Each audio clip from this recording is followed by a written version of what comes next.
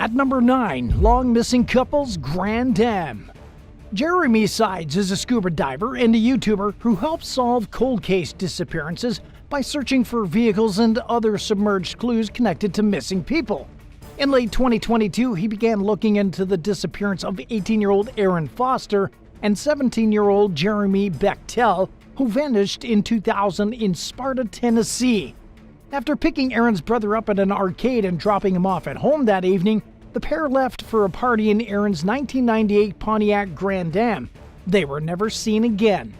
Sides began searching by exploring several bodies of water in and around Sparta. After hearing about his work, White County Sheriff Steve Page suggested searching the Calfkiller River near Aaron's home. Soon enough, Sides discovered a mud-covered Grand Dam with human remains inside. Page ran the license plate number and confirmed that it was the car the missing teens were driving the night they disappeared. After more than 2 decades of uncertainty and rumors like Foster and Bechtel were murdered in a drug deal gone wrong, they ran off to Florida and were killed after witnessing a crime, their families finally had answers. Lead investigator Major John Meadows, who went to school with the victims, admitted to Knox News that for a long time he thought they were lovers who ran off together. But it's unclear why and how Foster and Bechtel drove into the creek, which is just a few feet from the road. When the tragedy happened, there was no guardrail to protect cars from going in, and the Grand Dam settled between 12 feet of murky water. There was no evidence of foul play, but there also wasn't much evidence at all because the vehicle had been submerged for so long. And although questions linger, the missing teens' remains were finally given proper burials, marking a step in their loved one's path to healing. At number 8, a vintage Bugatti. In 2009, a 1925 Bugatti Type 22 Brescia Roadster was discovered at the bottom of Lake Maggiore, which straddles the border between Italy and Switzerland. After sitting underwater for nearly 73 years, it was heavily rusted and damaged. Despite this, the extremely rare car sold at auction for around $400,000.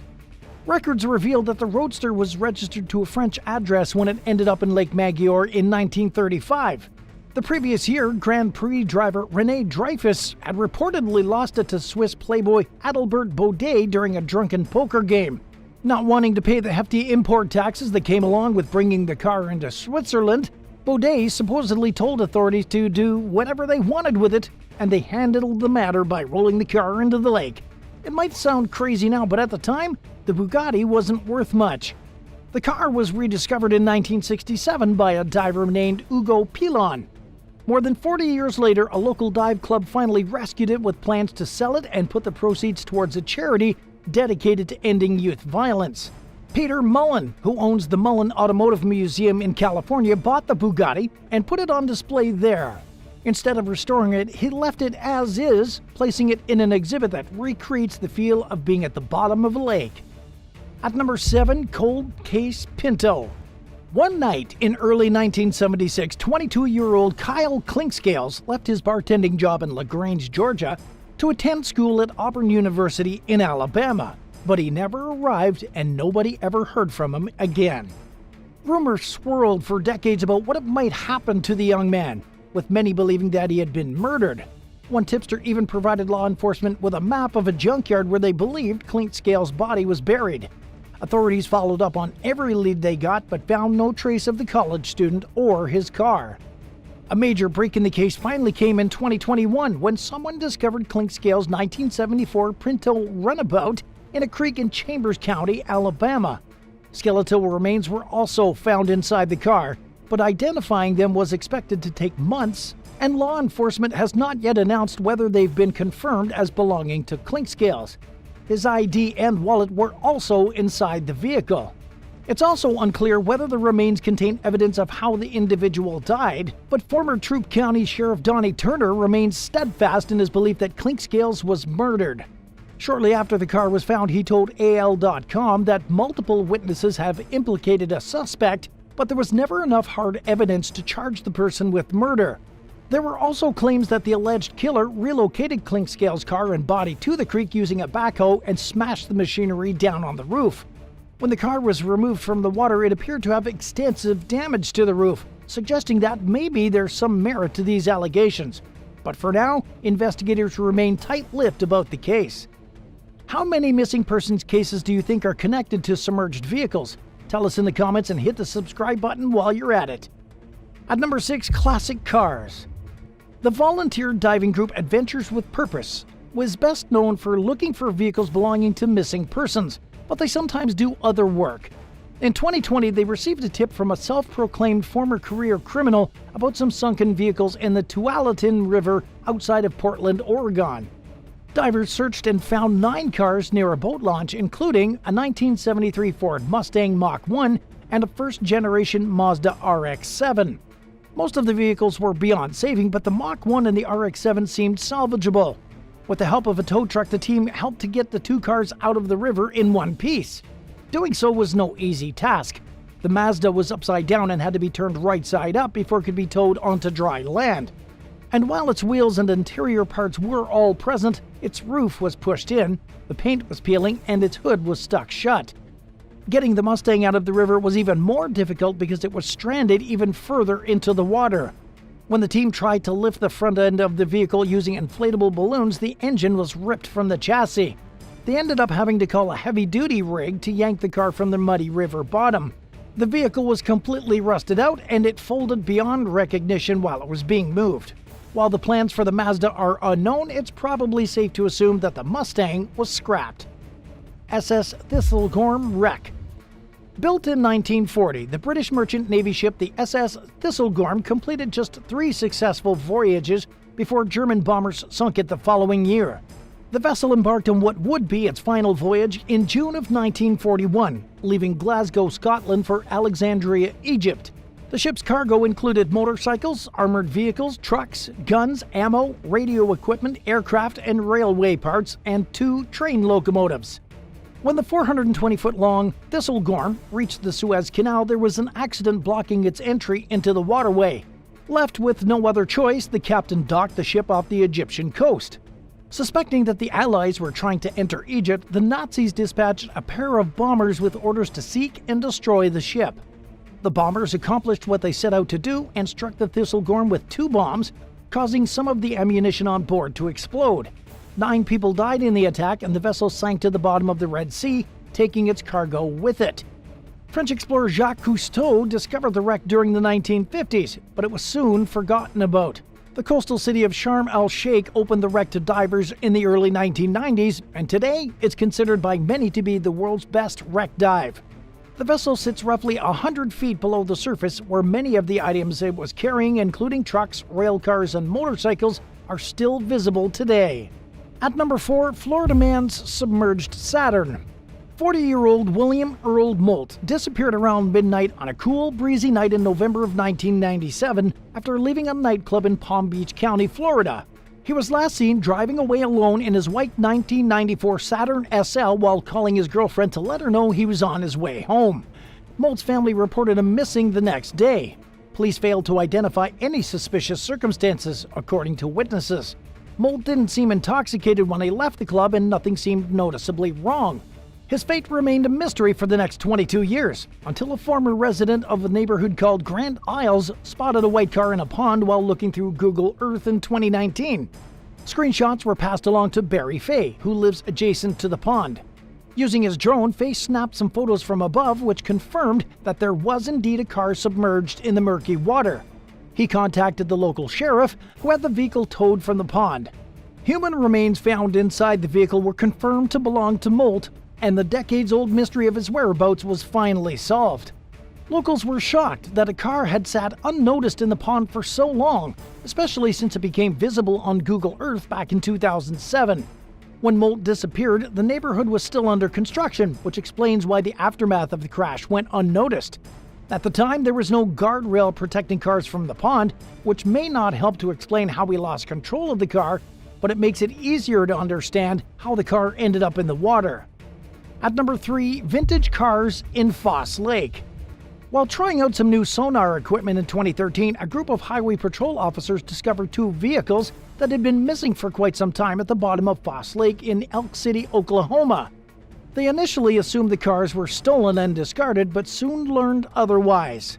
One of the cars, a blue 1969 Camaro, disappeared in 1970, just 6 days after the 16-year-old young man named Jimmy Allen Williams bought it, He and two friends, 18-year-olds Leah Gale Johnson and Thomas Michael Rios, disappeared along with the car after going for a drive one day.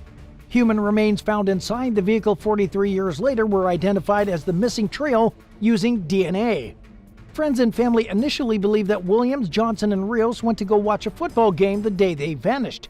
The discovery of the Camaro in Lake Foss suggests that they changed their mind and decided to do something else, only to have something go tragically wrong. Alongside their bodies, police found hunting rifles and beer bottles, further indicated that they were intending to go hunting.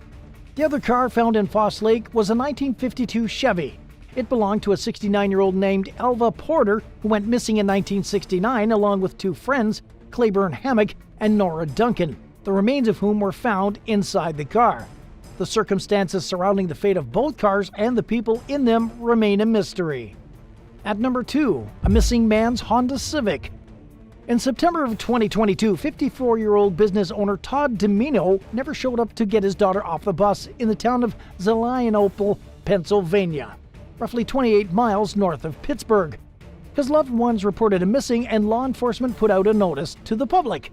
Just days later, volunteer members of the Adventures with Purpose diving community, which searches waterways for missing people and vehicles, discovered Domino's red Honda Civic in the Allegheny River in Pittsburgh. According to the most recent update, law enforcement is still investigating his death and have yet to announce what may have caused the tragic accident. Interestingly, the team wasn't there to search for Domino. They came hoping to find evidence of the cold case disappearances of 70-year-old Janet Walsh, who went missing in 2020, and 78-year-old Bunny Lee, who vanished in 2013. During their search of the estimated 100 vehicles that are believed to be in the Allegheny, Monongahela, and Ohio rivers, the divers noticed that a lot of the sunken cars are around 30 years old. This led them to believe that many were deposited into the water during a specific time period by organized criminals. As the team searched, the cars they found were removed from the rivers one by one. Sadly, the individuals they came to look for remain missing. With all leads exhausted, authorities are hoping members of the public come forward with information. And at number 1, dozens of cars in Nashville. After not hearing from 57-year-old Bill Simmons for several months, his family contacted the Adventures with Purpose, a volunteer diving group, for help searching Nashville's waterways for any sign of him. Simmons was last seen alive in June of 2020. AWP was happy to help look for him, and local businesses and authorities were happy to dedicate their resources as well. After doing some research, the team concluded that his car might be in the Cumberland River. During their search in early 2021, more than 40 vehicles were pulled from the water, including a Pontiac Le Mans, which was last made in the late 1980s, a 9th-generation Ford Thunderbird, a more recently manufactured Ford Focus, and a Jeep YJ, which was produced sometime between 1986 and 1995. There are various reasons for a car to end up in a river, including accidents, insurance fraud, and hiding evidence. Figuring out the stories behind the cars that AWP found would be law enforcement's job. In addition to the collection of mystery cars that were pulled from the river's depths, the divers found Simmons' car near a boat launch in 17 feet of water. The current was strong, but after several hours, the team managed to remove it from the river. Human remains found inside the car were confirmed to be Simmons, and his family was finally able to lay him to rest. 9. Bikini Atoll. Many ships go to shipbreaking yards or are abandoned because they're old or damaged. But not many vessels can say they were used for nuclear bomb tests.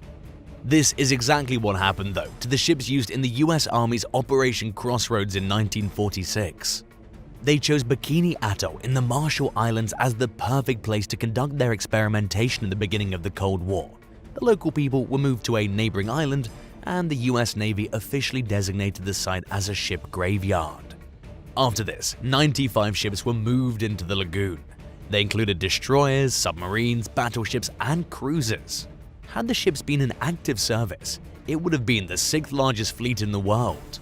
On July 1st, 1946, the first bomb named Gilda was released from a B-29 bomber during Test Able.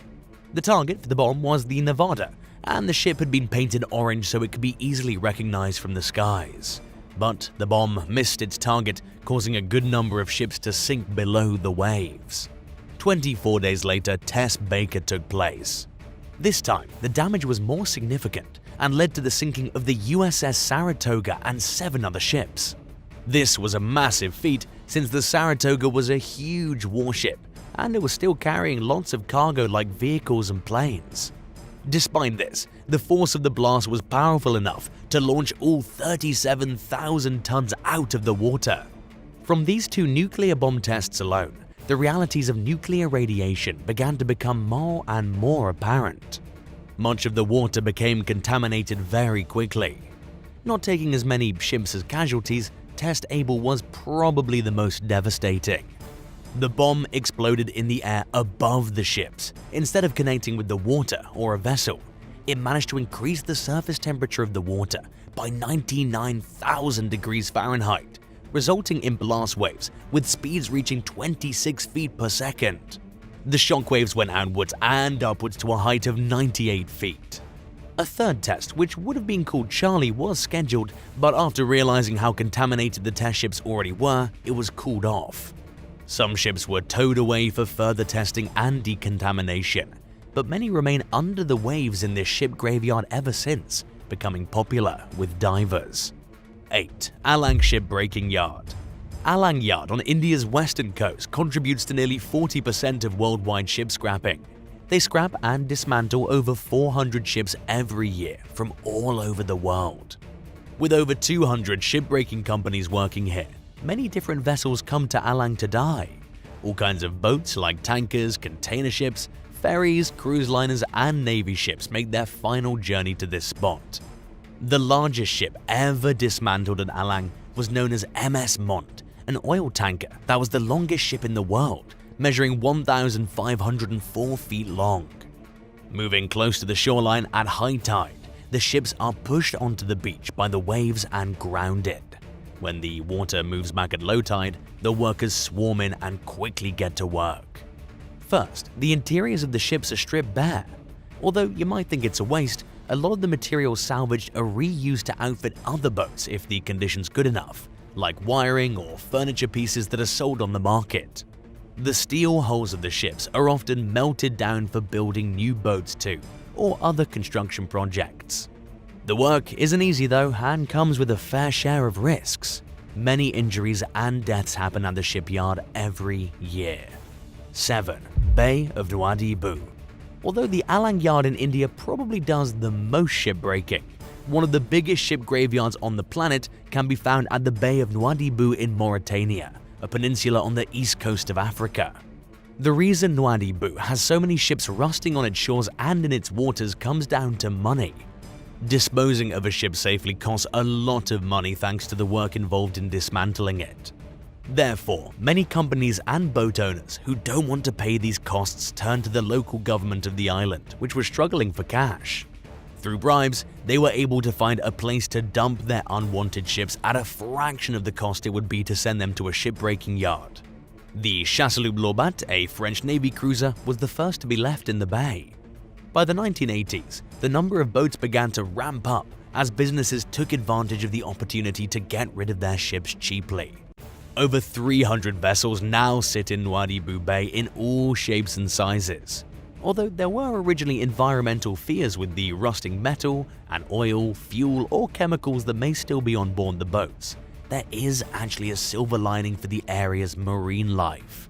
Thanks to the unique structures under the water, the ships are now home to schools of fish, which provide food and employment to the local people.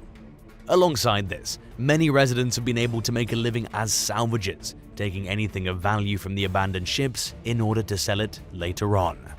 Have you ever seen a shipwreck in person? Tell us in the comments and hit that subscribe button while you're at it. 6. Truk Lagoon. Truk Lagoon, once known as Truk Atoll, is one of the largest collections of World War II ships in the world. But these vessels aren't on land or the surface, but can only be found underwater, since the site is a graveyard for many vessels and soldiers too. Most of the ships here met their end after Operation Hailstone. Truk Lagoon was a stronghold for Japanese forces during most of the war, and as a result, it was a thorn in the side of the Pacific Theater for many US troops. During a 3-day offensive between February 16th and 18th, 1944, the US sent out a massive fleet of vessels, including aircraft carriers, destroyers, cruisers, and submarines, to take on the islands by storm. A further attack 2 months later in April completely decimated Truk Lagoon. As a result of this combat, 400 planes and 70 ships were destroyed, with many now lying under the waves. Some of the most famous ships here include the Japanese warship Fujikawa Maru, the Nippo Maru, which was a transport ship, and the carrier ship San Francisco Maru, which still has tanks stationed on its decks. If you explore this ship more, you'll even find vehicles, ammunition, and bombs waiting in its cargo holds. 5. Arthur Kilboat Graveyard, Staten Island. The Arthur Kilboat Graveyard came about after the end of World War II. Located in New York City, the site was a gathering place for many condemned ships. Set up by the Witt Marine Equipment Company, which aimed to make money out of dismantling, they were unprepared for the sheer number of vessels sent their way. They worked as hard as they could, but over the time the number of boats that were beached, rusting, and abandoned grew. The company struggled to keep up with the workload, and eventually a lot of the ships were left and forgotten about. One man, named Sean O'Boyle, has been documenting and photographing the wreck since 1987, watching as the vessels slowly rust and decay. He even went on board some of them, finding pieces of history, including letters written by crew members of the past. Over time, the number of ships has decreased, partly through them finally getting salvaged, but also through time, neglect, and being pulled apart by weather and river tides. At one point in the 1980s, you could freely explore the ships, moving from one to the next without even stepping into the water. But nowadays, you'd need a small boat of your own to get around. 4. The Moynak Ship Graveyard. The Moynak Ship Graveyard is located in the middle of the Uzbekistan desert. You might be wondering how ships even got out there, especially when there's no water for miles. The answer lies in the fact that the Moynak Ship Graveyard lies in what was once the Aral Sea, one of the largest lakes on the planet that used to measure 26,300 square miles. But when the lake was dammed and the water diverted for irrigation use by the Soviet Union during the 1960s, the Aral Sea dried up, leaving ships stranded on the empty lake bed, with the closest water over 100 miles away. The local fishermen followed the water as it receded, although eventually, as the water began to dry up, salt levels increased, leading to the fish dying off. Since Moynak was a town that drew its livelihood from fishing, it slowly died alongside the lake. Fishing vessels were grounded and abandoned where they would have stayed afloat, and the community began to move away, seeking a better life elsewhere. Nowadays, the area is known as the Aralkum Desert rather than the Aral Sea, the only reminders of its past life being empty fish canneries and signs, and the ghost ships on the arid wasteland. 3. Olenya Bay. The region of Nezamednaya Cove on the Kola Peninsula is a graveyard where countless Russian submarines have been abandoned. The subs were towed to this secured spot in the 1970s after fulfilling their serving in the Russian naval fleet.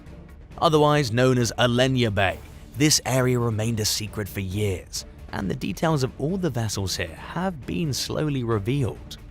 During the Cold War, Russia's need for submarines grew since they were perfect covert vessels. As a result, shipyards could barely keep up with demand, churning out submarines and other warships as quickly as possible. But at this time of mass production, not much thought was put into what would happen with the submarines and other ships after the conflict.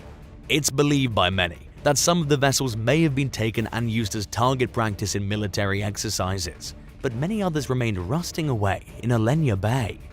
Over time, due to deterioration, they even started to float to the water's surface. People were happy to forget about the subs, until the rust, oil, and fuel began to leak into the water. One of the submarines was taken and burned, and others were relocated.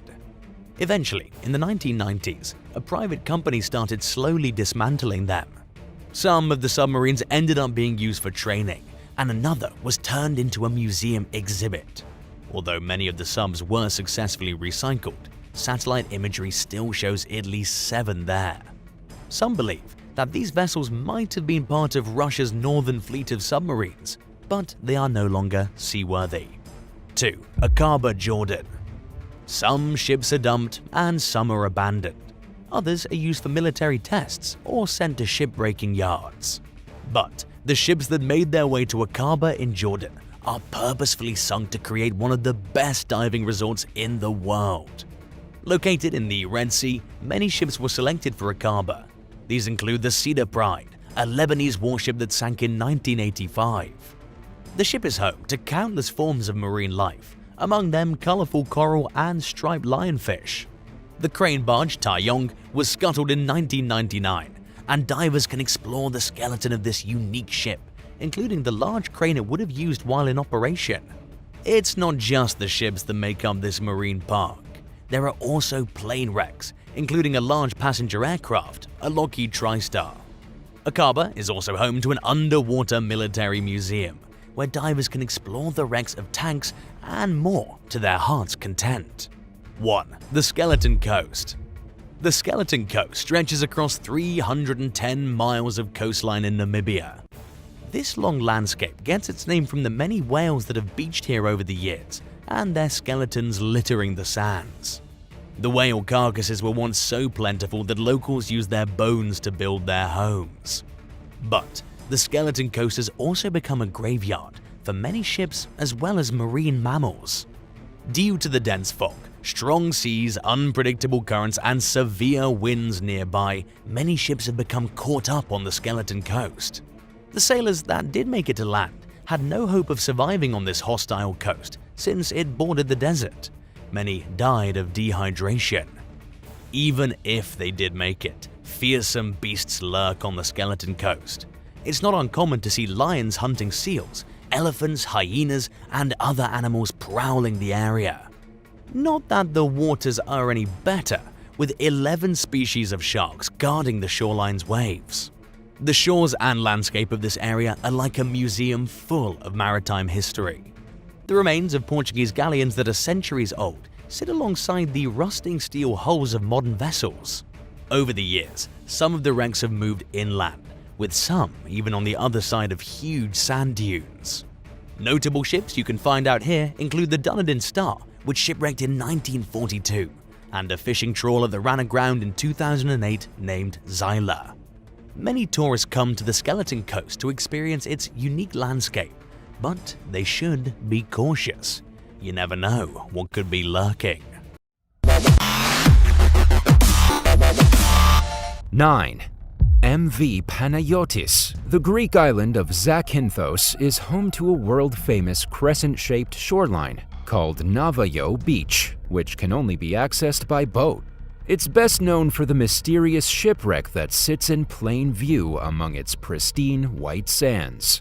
Built in 1937, the 157-foot-long, or 47.9 meters, Saint Beden participated in the evacuation of Allied soldiers from the port of Dunkirk during World War II, known as Operation Dynamo. In the following decades, it functioned as a cargo ship, changing hands and names several times before becoming the MV Panayotis. The vessel met its fate in October of 1980 when it ran aground at Navagio Beach. Rumors claimed that the Panayotis operated as a smuggling ship during its final years, and it was on its way to Turkey with an illegal cargo of cigarettes and alcohol when it wrecked. Legend holds that the Greek Navy was chasing the ship and cornered it into the cove where it sits today. But the story may actually be far less exciting than that. Captain Karolambos Kompothakras Kotsoros, who was navigating the vessel when it ran aground, claimed that there was nothing illegal aboard the Panayotis. He also said that it wasn't being chased by the Navy, but that it crashed due to poor weather and mechanical problems. Soon enough, thieves appeared and looted the cargo. When the captain returned to Zakynthos to retrieve the ship, he was in so much awe by the sight of the ship against the scenic backdrop of the vibrant blue waters and high cliffs that he decided to leave it where it was. Navagio became Greece's most iconic beach and one of its top tourist attractions. Unfortunately, the Greek tourism ministry closed the site in 2018 after several visitors were hurt in a landslide. In 2021, a committee was appointed to determine the future of Navagio Beach. They're hoping to restore the wreck and make the site safe for visitors. 8. Deserted water park. Along the Foss Bay coast in Cape Town, South Africa, there's an old water park that's been totally reclaimed by nature. It's located within the 2,760-acre, or 1,117 hectares, Makassar Dunes Conservation Area. Cracked, faded by the sun, and filled with sand, the buildings and water slides are reminiscent of a time when families flocked to the park to beat hot temperatures. After it was built back in the early 90s, Makassar Beach Pavilion became a hotspot for recreation. Today, it's eerily falling apart, and most young adults have never even heard of it. The park closed after encountering a series of financial issues. Since then, the former concession stands, locker rooms, pools, and water slides have lost their bright hue and are no longer packed with visitors. Walls have become covered with graffiti, paint is chipping, and broken glass and tiles scatter the floors and ground. Some buildings are filled almost to the ceiling with sand, owing to its location within the largest and highest dune system in the Cape Peninsula. Details about the circumstances surrounding the park's closure are obscure, and it remains a popular source of curiosity among urban explorers and photographers. 7. Bermuda Triangle Lighthouse. On the small Bahamian island of Great Isaac Cay, there's a 151-foot tall, or 46 meters, rustling lighthouse surrounded by abandoned buildings. It's only accessible by boat, and the site is shrouded in mystery. The lighthouse was built during the 1850s and was found abandoned by its two keepers in 1969. They were never found. Because Great Isaac Cay is located along the Bermuda Triangle, some speculated that the men were casualties of the region's mysterious forces. But it's more likely that they were swept away and killed in Hurricane Ana, which passed by close enough to bring dangerous weather to the island. Adding to Great Isaac Cay's dark history is a 19th century legend about a boat that ran aground, killing nearly everyone aboard. It's said that the mother of the sole surviving infant, known as the Gray Lady, can be seen wandering the island and heard wailing during full moons. The stairs to the lighthouse have been removed to prevent anyone from going in, but the site is open to the public. All the surrounding buildings, including the keeper's quarters and cistern, have also been left to rot. And it's in a remote location at least 20 nautical miles away from the nearest neighboring island. Reaching its lighthouse requires decent seafaring skills and physical agility. 6. Haunted Hotel.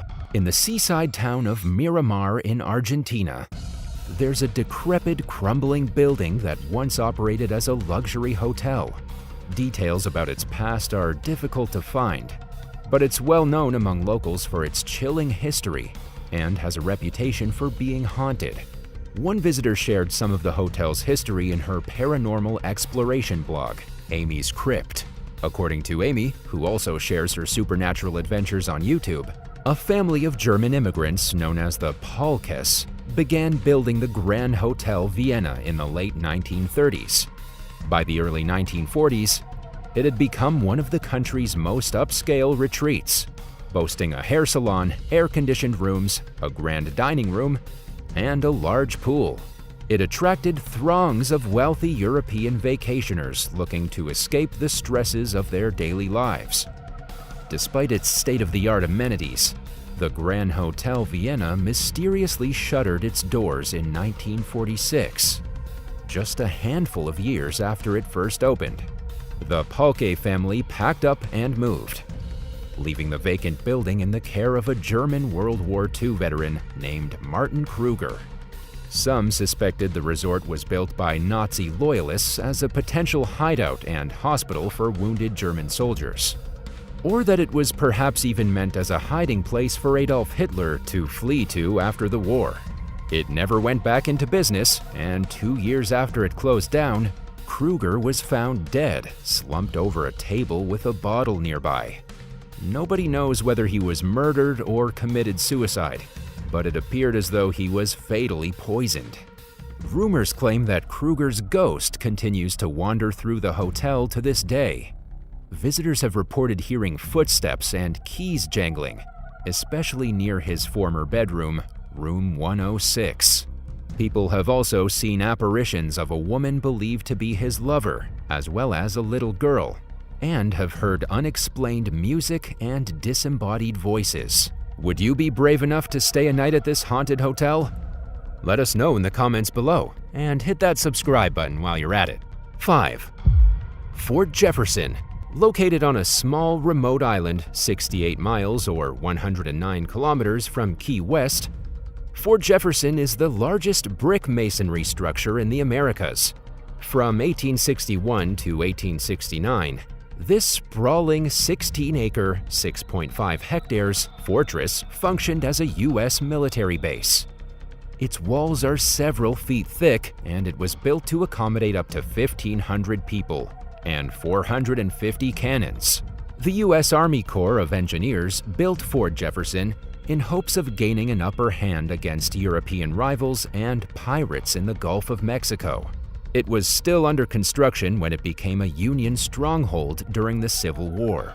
A series of misfortunes, including frequent hurricanes and yellow fever outbreaks, stopped it from ever being finished. From the end of the Civil War until the 1870s, the site operated as a prison. The site fell into disuse throughout the rest of the 19th century and was ultimately deserted. It was briefly reoccupied by U.S. forces after the Spanish-American War broke out in 1898, but it was abandoned for good in 1906 after sustaining severe hurricane damage. Fort Jefferson continued to decay until President Franklin D. Roosevelt declared it a national monument in 1935. Restoration work was performed, and in 1970, the site was listed on the National Register of Historic Places. It became part of the newly established Dry Tortugas National Park in 1992 and remains open to visitors. 4. Abandoned sanatorium. Situated among Spain's Canary Islands west of Africa, Tenerife is a popular destination for sunbathers, party seekers, and resort vacationers. One of its lesser-known sites, located along the southeastern coast, is an abandoned ghost town called Sanatorio de Abona. It was built as a leper colony, where the Spanish government planned to isolate the infected to prevent the disease from spreading. Sanatorio de Abona was first conceptualized after the Spanish Civil War ended in 1939. At the time, there were an estimated 200 leprosy cases on Tenerife, and there was no cure for leprosy. In keeping with standard policy of isolating patients, the facility was built on a remote part of the island. Its designer, architect Jose Enrique Marrero Regalado, planned for the site to consist of 40 buildings, including housing, a church, a crematorium, and a hospital. Construction started in 1943 and was still ongoing when a cure for leprosy was discovered in 1945. Work on the property ground to a halt, and Sanatorio de Abona was abandoned without ever housing a single leprosy patient. It was briefly used as a military camp during the 1960s, and at one point there were plans to turn it into a resort, but it never happened, and the site remains empty to this day. 3. Hitler's Resort. During the late 1930s, Adolf Hitler attempted to bring his vision of the ideal workers' vacation spot to life. Known as Prora, the retreat consisted of 8 identical buildings along the shore of Germany's Rügen Island. Original plans called for a resort spanning a 3-mile or 4.8-kilometer stretch of coastline. Every hotel room would offer a view of the Baltic Sea, while staircases, hallways, and certain other amenities would be on the land-facing sides of the buildings. Each room would have 2 beds, a sink, and an armoire, and there would be several shared bathrooms on each floor. The no-frills resort was meant to be efficient and cost-friendly, so that average German workers could afford to spend their time off there. Prora was one of several vacation sites that the Nazi leisure organization planned through its efforts to provide people with places to go on holiday. Hitler also had secret plans to use these sites as fallback military installations if the need ever arose.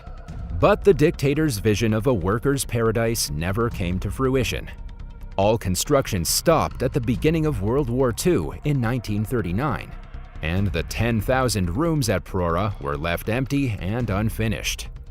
The property was used for housing refugees and then as an elderly housing complex, but has sat abandoned since the 90s. 2. Atlantic Wall defenses. Between 1942 and 1944, Nazi Germany built an extensive system of coastal defenses and fortifications along the Scandinavian and continental European coasts. Known as the Atlantic Wall, its main purpose was to deter an Allied invasion of Nazi-occupied Europe from the United Kingdom. Guarded by thousands of German soldiers, the wall consisted of coastal guns, batteries, mortars, and artillery. Remnants of these structures are still visible in some places, although many have lost their battle against time and nature and have been swept away by the sea. Immediately following World War II, it wasn't a priority among Allied nations to preserve these sites, since they're of Nazi origin, so they were left to decay. A lot of the remaining Atlantic Wall fixtures are along the French coast. In Cap Breton, France, there's a collection of crumbling algae-covered structures known as the Cap Breton blockhouses. They're partially filled with sand, and they become partially flooded during high tide. The remaining building at Longues-sur-Mer Battery is more intact, mainly because it's set further back from the water than the Cape Breton blockhouses. It's the only battery in Normandy that contains all its original guns, and it's one of the best preserved defenses of its kind. The Channel Islands were among the most heavily fortified sections of the Atlantic Wall. One example can be seen on the island of Jersey. Located along the northwestern shore, Battery Moltke still has 4 large French guns that were captured by the Germans. They were meant to be temporary until bigger and better guns arrived, but that never happened. The site is also home to a tower called Marine Palestand. It's one of the 9 towers that the Nazis planned to build throughout Jersey, and one of the 3 that were actually built. Some of the defenses along the Atlantic Wall were never finished being built, including Battery Moltke. And despite their strength, the Allies managed to breach them at Normandy, forcing a change in Hitler's priorities as the war took a dramatic turn. 1. La Puntilla Beach Villa. Around 20 years ago, a decaying villa appeared on the shore of La Puntilla Beach in El Salvador. The lopsided graffiti-covered structure attracts curious visitors, many of whom dare to climb the intact staircase inside, despite the word danger and other warnings being scrawled throughout the interior. Nobody seems to know how the villa wound up on the beach, where water flows in and out of its lower level as the tides change. Some blame the infamous Hurricane Mitch that hit the area in 1998. It was one of history's deadliest recorded storms, claiming over 9,000 lives as it dumped 75 inches, 191 centimeters of rain on the region. It's certainly possible that the villa came from one of the many towns that were swept away by mudslides and flash floods. Some residents said that they believe it was once a hotel called Hotel Puerto Ventura, and that it was built along the beach. According to this version of events, it was abandoned around 25 years ago. A fisherman named Oscar Valencia told local news outlet La Prensa Gráfica that the villa was built too deep into the beach without obtaining official permission to build. While the building's origins are a mystery, it draws no shortage of explorers, especially since footage of it went viral on social media last year. Thanks for watching. Which one of these shocked you the most? Let us know in the comments below, and hit that subscribe button while you're at it.